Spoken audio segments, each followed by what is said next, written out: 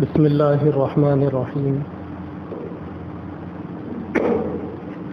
الحمد للہ رب العالمین والعاقبۃ للمتقین والصلاة والسلام علی سید الانبیاء والمرسلین وعلی آلہ واصحابہ اجمعین ومن تبعهم بإحسان إلى يوم الدين أما بعد فأعوذ بالله من الشيطان الرجيم بسم الله الرحمن الرحيم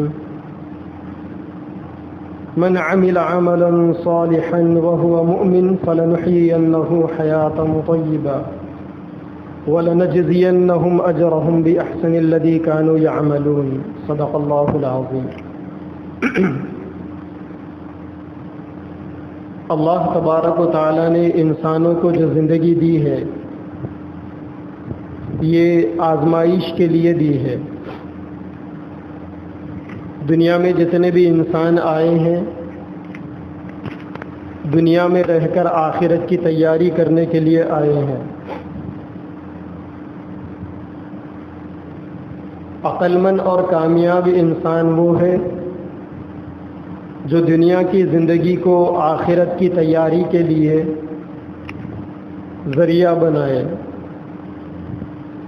قرآن مجید کے اندر اللہ تبارک و تعالی نے ایک جگہ پر پاکیزہ زندگی کی بشارت سنائی جسے عربی زبان میں حیات طیبہ کہا جاتا ہے۔ من عمل عملا صالحا وهو مؤمن، جو لوگ ایمان کے ساتھ نیک عمل کرتے ہیں اللہ تبارک و تعالی انہیں حیات طیبہ نصیب فرماتے ہیں۔ اللہ تبارک و تعالی کی نظروں میں مرد اور عورتیں برابر ہیں، مالدار اور غریب برابر ہیں، جو لوگ محلوں میں رہتے ہیں اور جو جھونپڑی میں رہتے ہیں سب اللہ کی نظروں میں برابر ہیں۔ اللہ تبارک و تعالیٰ کے نزدیک انسان کے اعمال کی اور انسان کے نیکیوں کی بڑی قیمت ہے۔ وَكَانَ اللَّهُ شَاكِرًا عَلِيمًا، اللہ تعالیٰ انسان کے اعمال کے قدردان ہے۔ جو لوگ ایمان کے ساتھ نیک اعمال کرتے ہیں اللہ تعالیٰ ایسوں کو دنیا کے اندر پاکیزہ زندگی عطا کرتے ہیں۔ پاکیزہ زندگی کسے کہتے ہیں؟ علماء نے کہا ہے کہ دنیا کے اندر پرلطف زندگی پاکیزہ زندگی کہلاتی۔ کسی نے بڑی اچھی مثال دی کہ ایک آدمی جیل کے اندر ہے، لوہے کی سلاخوں کے پیچھے ہے۔ جب اس کو فرصت ملی، موقع ملا، وہ جیل کے دروازے کے پاس آیا، آ کر اس نے اپنے جیب میں ہاتھ ڈالا اور جیب سے ایک پھول نکالا اور پھول نکال کر اپنی ناک کو لگا کر اس پھول کو سونگھنے لگا اور آسمان کی طرف دیکھ کر مسکرانے لگا۔ تو اسے کیا کہیں گے؟ ایک آدمی جیل میں ہے، بیوی بچوں سے دور ہے، اپنے اور پرایوں سے دور ہے، اور جیل کے اندر اس کی یہ حرکتیں ہیں کہ یہ گلاب کا پھول جیب سے نکال کر اپنی ناک کو لگا کر سونگھتا ہے اور آسمان کی طرف دیکھ کر ٹھنڈی سانس چھوڑتا ہے۔ تو دیکھنے والے تو یہی کہیں گے کہ بھائی اس آدمی کو جیل میں آنے کا کوئی غم نہیں ہے، جیل اس کے لیے جنت سے بڑھ کر۔ تو جس طریقے سے ایک قیدی کی مثال دی جا سکتی ہے کہ وہ جیل میں جانے کے باوجود بھی خوش ہے، اللہ کے نبی نے فرمایا الدنیا سجن المؤمن، یہ دنیا ایمان والوں کے لیے یہ بھی ایک جیل ہے۔ اور اس جیل کے اندر جس آدمی کو اللہ تبارک و تعالی مزے کی زندگی عطا کرتے ہیں وہ حیات طیبہ۔ اور یہ مزے کی زندگی انسان کو خوشی کی زندگی کب ملے گی؟ کہتے ہیں کہ انسان کو اللہ تبارک و تعالی کی اطاعت اور فرما برداری میں یہ زندگی ملے گی۔ اگر آدمی اطاعت اور فرما برداری میں اپنی زندگی میں گزارے گا تو اللہ تعالیٰ اس کی زندگی کو خیر و برکت والی زندگی بنائیں گے، اور یہ خیر و برکت والی زندگی دنیا کے اندر ایمان والوں کے لیے سعادت مندی والی زندگی کہلاتی، حیات طیبہ کہلاتی۔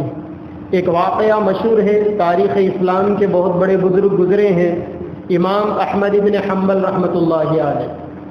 ان کے زمانے میں 4 بادشاہ الگ الگ وقتوں سے گزرے۔ امام احمد بن حنبل رحمۃ اللہ علیہ کے زمانے میں ایک بادشاہ مامون ہوا کرتے تھے، پھر ان کے بعد واثق باللہ، پھر ان کے بعد معتصم باللہ، اور پھر آخری متوکل علی اللہ۔ امام احمد بن حنبل رحمۃ اللہ علیہ نے ان 4 بادشاہوں کا زمانہ دیکھا۔ کہتے ہیں کہ یہ بادشاہ بڑے بڑے محلات میں رہتے تھے، سونے چاندی کے برتنوں میں کھاتے تھے، نرم گرم گدوں کے اندر سوتے تھے، اور ان کی دیکھ ریکھ کے لیے سینکڑوں کی تعداد میں فوجی ان کی نگرانی کرتے تھے، اور یہ پورے ملک کے اوپر حکومت کرتے تھے، لیکن زندگیوں کے اندر چین و سکون ختم ہو گیا تھا۔ اکثر بادشاہوں کی زندگیاں بے چینیوں میں، گھبراہٹوں میں، غموں کے اندر گزرنے لگی، یہاں تک کہ ان میں سے بعض بادشاہ تو وہ بھی تھے جو موت کے وقت اپنی محرومی کے اوپر ماتم مناتے تھے، اور وہ یہ کہتے تھے کہ دنیا کے اندر بادشاہت ملنے کے باوجود بھی زندگی کا مزہ کڑوا کڑوا سا تھا۔ لیکن ان کے زمانے میں ایک بزرگ تھے جن کا نام احمد بن حنبل تھا۔ امام احمد بن حنبل رحمۃ اللہ علیہ کے بارے میں آتا ہے کہ ان کی بھی زندگی بڑی عجیب و غریب زندگی۔ ایک جوڑا تھا جس کو انہوں نے خود اپنے ہاتھوں سے سیا ہوا تھا، ایک چپل کی جوڑی تھی ان کے پاس جو چپل 17 سال تک چلی تھی، 17 سال تک ایک ہی چمڑے کی چپل کو استعمال کرتے رہے۔ جب کبھی بھی چپل کی پٹی ٹوٹ جاتی تو اپنے ہاتھ سے سوراخ بنا کے اس میں تاگا ڈال کے گھیٹی مار لیتے۔ دنیا کے اپنے وقت کا اتنا بڑا امام، علم کے اندر جس کا کوئی مقابلہ نہ کر سکے، اور عالم کیا تھا؟ ایک چھوٹا سا مکان تھا مٹی کا، 3 کمرے والا مکان، ایک جوڑا 3 کمرے والا مکان۔ روزانہ ان کی غذا کیا تھی؟ روٹی کے چند ٹکڑے، سالن کے ساتھ نہیں بلکہ زیتون کے تیل کے ساتھ لگا کے کھا لیتے، اور مہینے میں ایک مرتبہ 2-4 بوٹی گوشت کھانے کا موقع ملتا تھا۔ اس کے باوجود زندگی کا عالم کیا تھا؟ ساری زندگی انہوں نے حدیث کی خدمت میں گزاری، دنیا کے کونے کونے چپے چپے میں انہوں نے زمین خاک چھانی، حدیث کے لیے انہوں نے سفر کیا، احادیث کے اوپر محنت کی، قرآن اور احادیث کو سامنے رکھ کر انہوں نے مسئلے مسائل کا استنباط کیا، اور زندگی کے اندر چین و سکون کا عالم یہ تھا کہ کسی سے کوئی گلا نہیں، کوئی شکوہ نہیں، اور ساری زندگی کے اندر کوئی غم نہیں، کوئی مصیبت نہیں، کوئی پریشانی نہیں۔ اور اللہ تبارک و تعالیٰ نے لوگوں کے دلوں کے اندر مقبولیت ایسا دی تھی۔ آج سے 1200 سال پرانا زمانہ تھا، ان کا زمانہ آج سے 1200 سال پرانا زمانہ تھا۔ اس زمانے میں جب ان کا انتقال ہوا تو سارا بغداد شہر ان کے جنازے میں آ گیا، اور اس زمانے میں بغداد شہر کا ٹوٹل پاپولیشن 15 لاکھ تھا، اور 100% مسلم پاپولیشن۔ کہتے ہیں کہ ایک اندازہ لگایا گیا تو 8 لاکھ مرد، 60,000 عورتیں ان کے نماز جنازہ کے اندر شریک ہوئے۔ وہ کوئی سوشل میڈیا کا زمانہ نہیں تھا، وہ کوئی پرنٹ میڈیا یا الیکٹرانک میڈیا کا زمانہ نہیں تھا، لیکن اللہ تبارک و تعالیٰ نے مٹی کے 3 کمروں میں رہنے والے اور روزانہ روٹی کے چند ٹکڑے زیتون کے تیل میں لگا کر کھانے والے، اور ایک جوڑا کئی دن تک پہننے والے، اور ایک چپل کی جوڑی کو 17 سال تک استعمال کرنے والے کو اللہ تعالیٰ نے ایسی عزت، ایسا سکون دیا تھا کہ جب ان کا انتقال ہوا تو 8,60,000 لوگ ان کی نماز جنازہ میں شریک۔ تو انسان کی زندگی کے اندر اصل چین اور سکون والی زندگی وہ زندگی ہے جس کے اندر ایمان ہو، جس زندگی کے اندر اللہ تبارک و تعالیٰ کی اطاعت اور فرما برداری ہو۔ ایمان انسان کے دل میں ہوتا ہے، اور انسان جب نیک اعمال کرتا ہے تو اس کے دل کو سکون ملتا ہے، اور یہی دل کا سکون انسان کی زندگی کے اندر خوشحالی پیدا کرتا ہے۔ ایک بزرگ کہتے ہیں کہ ایمان اور نیک اعمال یہ تمہاری اچھی زندگی کا راز ہے، لہذا دنیا کے اندر اگر اچھی زندگی گزارنا چاہتے ہو تو اپنے ایمان کے اوپر محنت کرو اور اپنے اعمال کو سدھارو، نیک اعمال کی فکر کرو۔ کہتے ہیں کہ انسان کی زندگی کی خوشی کسی زمانے کے ساتھ یا کسی وقت کے ساتھ خاص نہیں ہوتی. زمانہ بدل گیا تو آدمی کو خوشیاں ملے گی، یا یہ زمانہ ہے تو آدمی کو خوشی نہیں ملے گی، ایسا کچھ نہیں ہے. یا بعض لوگ یہ کہتے ہیں نا کہ صاحب فلاں گھر میں ہے، مصیبتیں پریشانیاں آ رہی ہے. ایک عامل صاحب سے ہم نے پوچھا تو عامل صاحب نے کہا کہ گھر بدل دو. تو جگہ کے بدلنے سے یا وقت کے بدل جانے سے انسان کی زندگی میں خوشی اور غمی کا عمل دخل نہیں ہوتا. انسان کی زندگی کے اندر خوشی کا عمل دخل ہوتا ہے ایمان سے. اگر آپ کے دل کے اندر ایمان ہے تو آپ خوش ہیں، کیونکہ اللہ تبارک و تعالیٰ نے ایمان اور بے چینی کو ایک دل میں جمع ہونے کے لیے نہیں پیدا کیا. جس دل کے اندر ایمان ہوگا وہاں بے چینی نہیں ہوگی، اور جس دل کے اندر ایمان نہیں ہوگا وہاں بے چینی ہوگی. پھر ان لوگوں کو ضرورت پڑے گی سونے کے لیے نیند کے گولیاں کھانے کی. اسی لیے اپنے اندر ایمان پیدا کرنا اور اللہ تبارک و تعالیٰ کے دین پر عمل کرنے کی کوشش کرنا. کہتے ہیں کہ آدمی کو اللہ تبارک و تعالیٰ کے سلسلے میں اپنی توحید کو کھری کھری بنانے کی فکر کرنی چاہیے. ایک اللہ تبارک و تعالیٰ سے ہونے کا یقین اپنے دل کے اندر پیدا کرنا چاہیے، کیونکہ آدمی کے دل کے اندر جتنا یقین ہوگا اللہ تعالیٰ اس کی زندگی کے اندر اتنا ہی سکون دیں گے. ایک حدیث میں اللہ کے نبی صلی اللہ علیہ وسلم کا ارشاد ہے کہ ایمان والے کی زندگی بھی بڑی اچھی ہوتی ہے. اگر اس کے اوپر مصیبتیں آ جائے تو وہ صبر کر لیتا ہے، اور اگر اللہ تعالیٰ اسے کوئی نعمتیں دے دے تو اس کے اوپر شکر بجا لاتا ہے. حضرت مجدد الفسانی رحمۃ اللہ علیہ فرماتے ہیں کہ جو آدمی ایمان والا ہوتا ہے اور جس کے دل کے اندر اللہ تبارک و تعالیٰ کی محبت ہوتی ہے، اس آدمی کے اوپر اگر مصیبت آتی ہے تو وہ زیادہ خوش ہوتا ہے، اور اگر اللہ تعالیٰ اس کو نعمتیں دیتے ہیں تو وہ کم خوش ہوتا ہے. مصیبتوں میں، پریشانیوں میں، بیماریوں میں، سختیوں میں، مصائب میں، آلام میں، پریشانیوں میں ایمان والا زیادہ خوش ہوتا ہے. کیوں؟ کیونکہ اس کو پتہ چلتا ہے کہ اللہ تبارک و تعالیٰ کی طرف سے یہ مصیبتیں ہیں، اور جب اللہ تبارک و تعالیٰ نے میرے اوپر مصیبتیں اتاری ہے تو اللہ تعالیٰ اس کا اجر بھی مجھے دیں گے. یہ جو زمانہ، یہ جو دور چل رہا ہے، یہ ایمان والوں کے ایمان کے امتحان لینے کا زمانہ ہے. اور یہ جو بیماریاں چل رہی ہے، 1.5 سال سے یہ جو وبا چل رہی ہے، یہ وبا ایمان والوں کے دلوں سے ان کے یقین کو کمزور کرنے کے لیے یہ وبا چلائی گئی. یہی وجہ ہے کہ اسلام یہ کہتا ہے کہ جب کبھی بھی کوئی پریشانی آئے تو مسجدوں کی طرف دوڑو، نمازوں کے ذریعے سے اللہ تبارک و تعالیٰ سے مدد مانگو. آج 1.5 سال سے مصیبت آئی ہوئی ہے اور مسجدوں کو تالے لگے ہوئے ہیں، مراکز بند ہیں، خانقاہوں کی ایکٹیویٹیز بند ہیں، مدارس بند ہیں جہاں قرآن کی تعلیم ہوتی تھی.